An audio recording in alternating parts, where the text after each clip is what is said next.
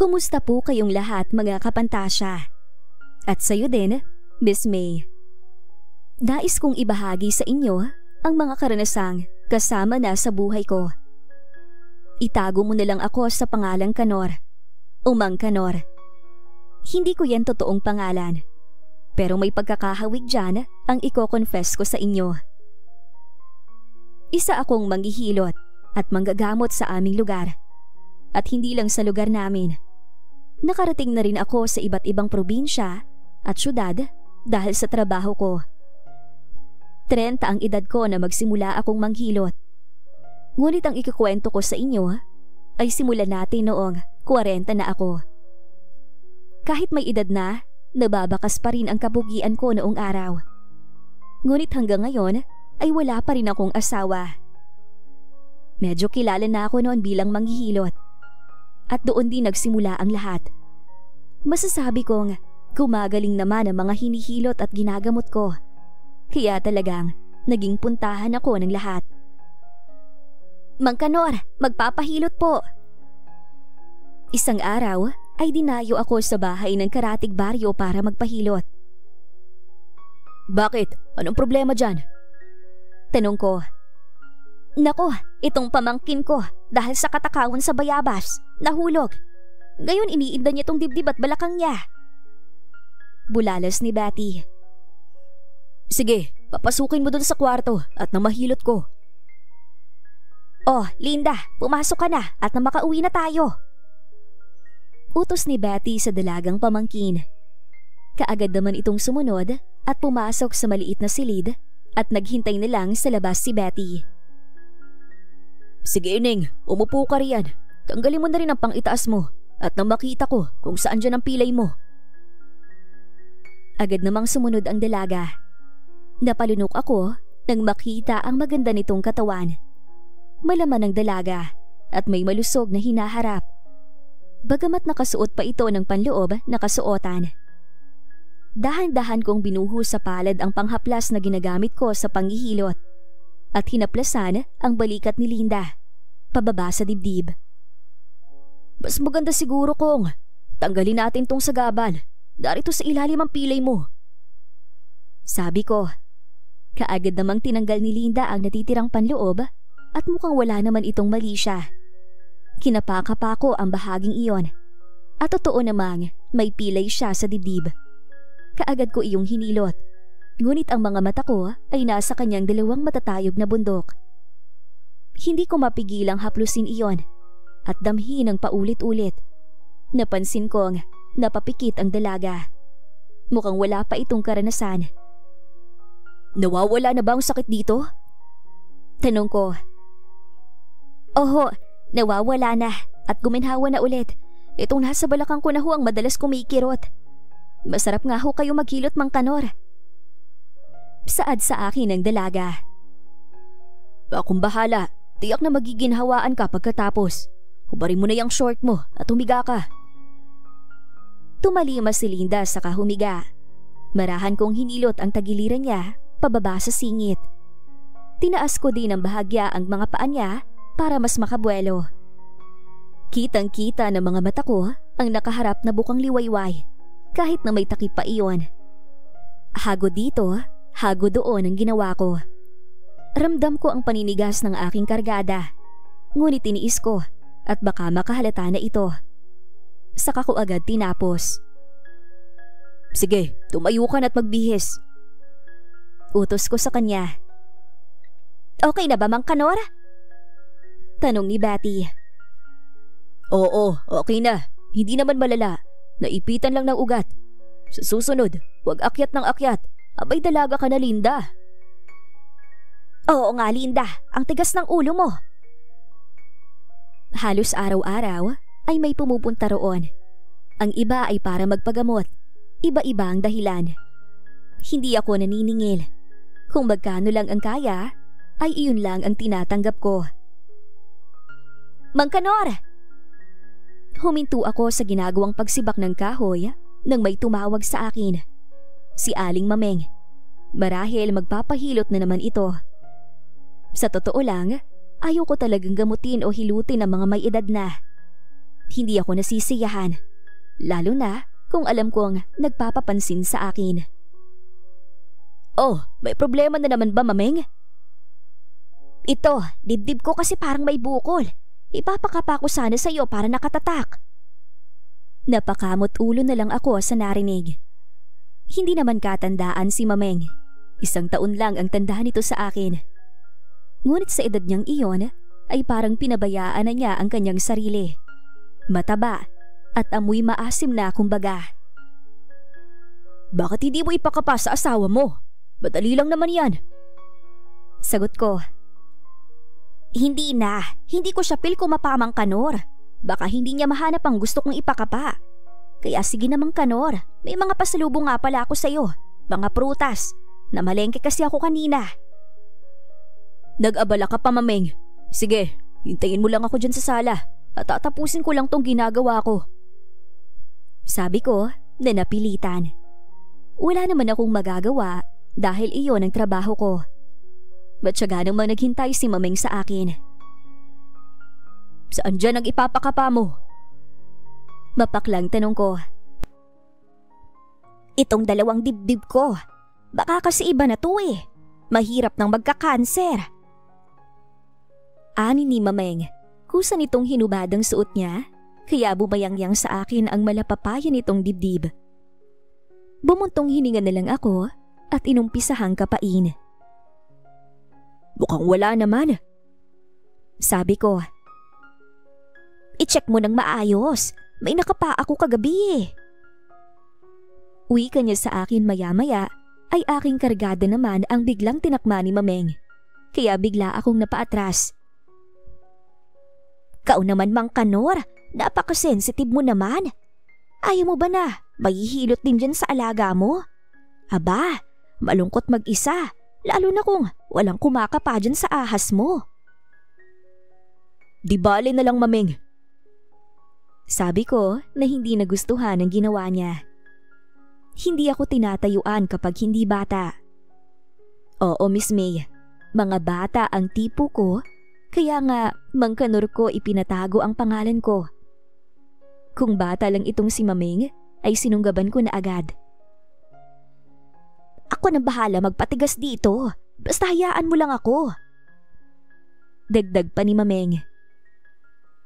Isuot mo na yan damit mo, wala akong makapangbukol. Medyo mataas at naiinis na sabi ko. Pero yung bukol mo, nakakapako Mang Kanor.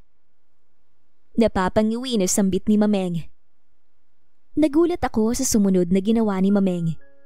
Imbis na magbihis ito, ay tinanggal nito lahat ng suot at ibinuyangyang sa akin. Bago pa ako nakakilos, ay mabilis niyang ibinaba ang pantalon ko at sinubo ang makamandag na ahas. Hindi ako nakapalag, kaya hinayaan ko na lang siya. At aaminin kong nasarapan ako. Wala naman talaga akong balak na galawin si Mameng. Ngunit dahil sa ginawa niya, ay nag-init ako.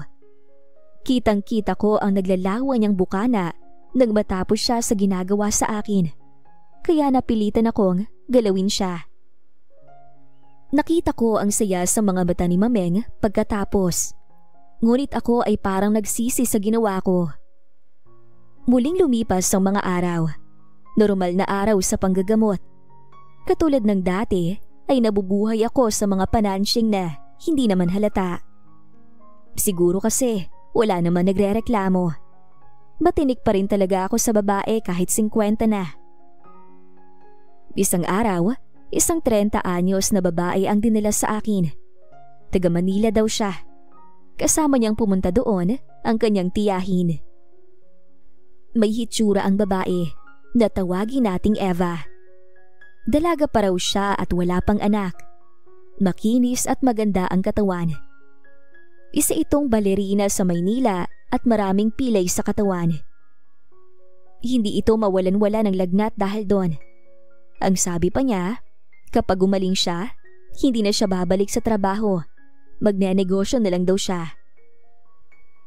Mabait si Eva at masarap kakwentuhan. Nang umpisahan ko na siyang hilutin, ay tawa siya ng tawa. Ang sabi niya, Nakikiliti daw siya.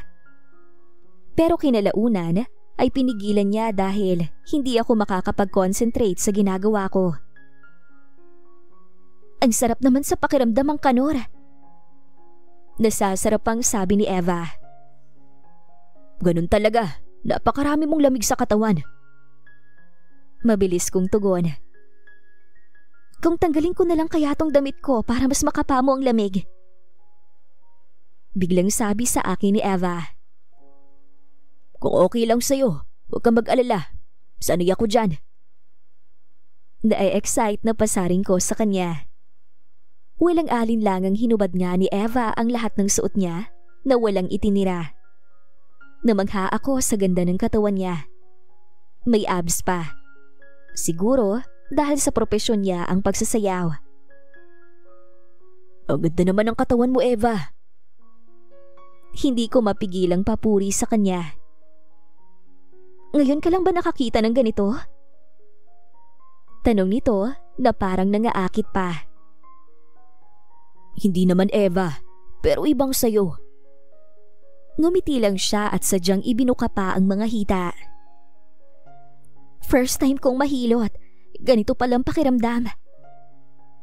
Sabi pa nito. Muli akong napalunok nang makita ko ang mapulang hiwa at mukhang hindi pa bilasa. Hinawakan niya ang daliri ko at dinala iyon doon.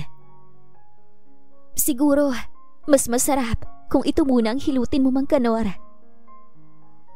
Natuwa ako, Miss May, dahil palaban pala si Eva. Yun nga ang ginawa ko. Hinimas-himas ko papasok, kaya napapaungol siya sa ginawa ko. Tinanong ko pa kung okay lang na kainin ko. Pumayag naman siya. Kaya iyon nga ang nangyari. Grabe ang tagpong iyon. Hanggang hindi ko na napigilan, pinasok ko na. Nakarami ako kahit sa edad ko na yon. Sinamantala ko at hindi ko agad tinantanan. Saka ko ipinagpatuloy ang panghihilot. Miss May, hindi agad umalis sa probinsya namin si Eva. Nagpaalaga siya ng hilot sa akin. Gusto na daw kasi niyang magkaanak sila ng boyfriend niya sa Maynila. Pero syempre, habang inaalagaan ko siya ng hilot, ay pinapaligaya ko din siya. Yun din ang gusto niya. Matagal daw siyang walang ganon dahil magkaaway sila ng BF niya. Dahil hindi daw siya nabubuntis. Kaya todo ingat din ako. Hanggang sa umalis na si Eva. Sa lahat ay siya ang kakaiba at hindi ko makakalimutan. Akala ko ayun na ang huli naming pagkikita ni Eva. Ngunit isang araw ay pinasundo niya ako. Marami daw gustong magpahilot sa Maynila. Sagot niya daw lahat ng expenses, pamasahe ko at allowance. Hindi kasama ang bayad. Pumayag ako dahil hindi pa ako nakakarating sa Maynila at gusto ko ding mag-experience. Malaki ang bahay ni Eva. Mayaman pala talaga siya. Maraming magagandang babae na kapwa niya rin mananayaw ang gusto magpahilot. Hindi daw nila gusto ang massage. Mas gusto daw ang hard o yung matandang hilot. Pero syempre, pagdating ko doon ay si Eva ang una nagpahilot. Pero wala nang nangyari sa amin. Pero hawak na lang sa masiselan ang kaya kong gawin dahil naroon lang sa labas ang boyfriend niya. Hindi naman tumutol si Eva. At tulad ng dati ay walang anumang saplot. Kahit gustong gusto ko na siyang galawin ay pinigilan niya ako. Kaya nagkasya na lang ako sa mga daliri ko. Miss May, hindi ko sukat akalain na may iba palang putahe na naghihintay sa akin. Sabi ni Eva, the best ka raw maghilot. Kaya galingan mo ha, malaki ako magbigay ng tip. Sabi nung kaibigan ni Eva. Maganda din ito at sexy. Oo naman, baka makalimutan mong pangalan mo kapag hinilot na kita. Talaga lang ha? Pwede ba mag-request? Okay lang ba na hubarin mo din lahat ng suot mo para mas masarap sa pakiramdam? Nagulat ako doon. Feeling ko tuloy para akong si Tarzan na dumayo sa Maynila. Pero syempre, pinagbigyan ko na. Habang hinihilot ko siya, ay nakahawak naman siya sa alaga ko at minamasahe iyon. Mas komportable daw siya sa ganon. Kaya hinayaan ko na dahil talaga namang masarap sa pakiramdam. Tulad ni Eva ay nakuha ko din ang kaibigan ni Eva na si Lexi. At hindi lang si Lexi, may 4 pa na ganon din na katulad ni Eva na liberated din. Pagod na pagod ako ng araw na yon. Daig ko pa ang ginahasa. Ilang araw akong nanatili bago ako umuwi. At nagulat ako sa dala kong pera. Hindi ko sila sinisingil. Sabi ko pamasahe lang ay okay na. Pero nagulat nung umalis na ako. Sinilip ko ang maliit na bag na binigay ni Eva. Para daw iyon sa akin. Galing sa kanila ng mga kaibigan niya. 200,000 iyon, Miss May. Malutong pa at galing sa bangko. Hindi ko alam kung matutuwa ba ako o ano. Pero laking tulong yon para mapaayos ko na ang bahay ko. Simula noon ay nilimitahan ko na ang ginagawa ko.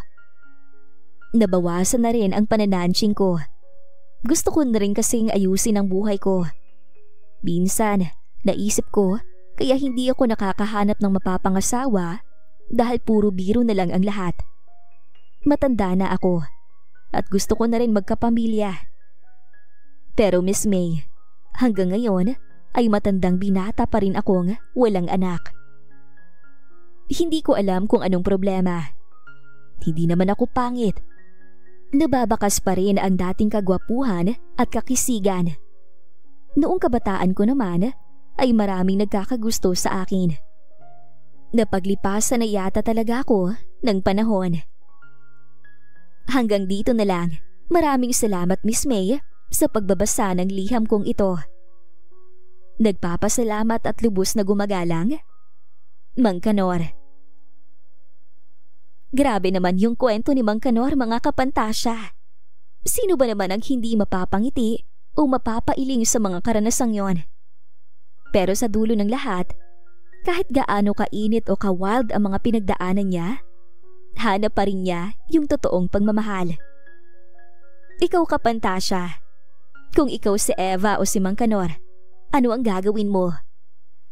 Ipahayag mo ang iyong opinyon sa comment section, ha? At kung gusto mo pang makarinig ng mga kwentong kasing init at kasing lalim nito, huwag kalimutang i-like at mag-subscribe sa channel na ito. Ako si Miss May, at hanggang sa susunod nating kwentuhan. Ingat lagi, mga kapantasya!